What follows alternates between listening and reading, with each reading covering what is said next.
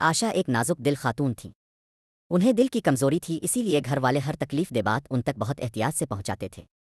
वो अपने शौहर अहमद के साथ रहती थीं, जो एक शरीफ और जिम्मेदार इंसान थे। एक दिन खबर आई कि अहमद एक हादसे में वफात पा गए हैं। खबर आयशा की बहन ज़ैनब ने निहायत नरमी से सुनाई। एक करीबी अजीज यूसुफ भी मौजूद थे, जिन्होंने सबसे पहले ये इत्तला सुनी थी। आशा खामोशी से रोईं। वो शोर नहीं मचाती थी, बस दिल भर आया तो अपने कमरे में जाकर दरवाज़ा बंद कर लिया।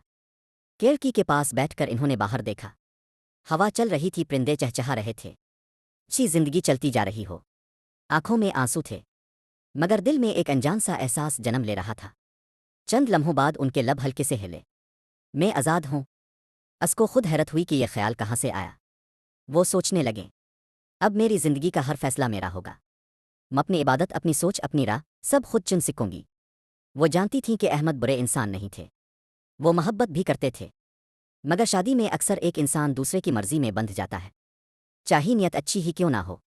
आशा के दिल में शुक्र और खौफ दोनों थे। अनहोहे ने आहिस्ता से कहा, अल्लाह, जो भी तूने मेरे मुकद्दर में लिखा है वही बेहतर है।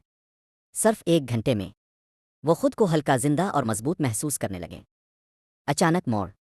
आशा कमरे से बाहर आई ही थीं कि दरवाज़ा खुला। सामने अहमद खुद खड़े थे, जिंदा सलामत, मुस्कुराते हुए। वो हादसे से बिल्कुल बेखबर थे। मंजर देखते ही आशा का दिल जोर से धड़का, सांस रुक गई और वो वहीं गिर पड़ीं।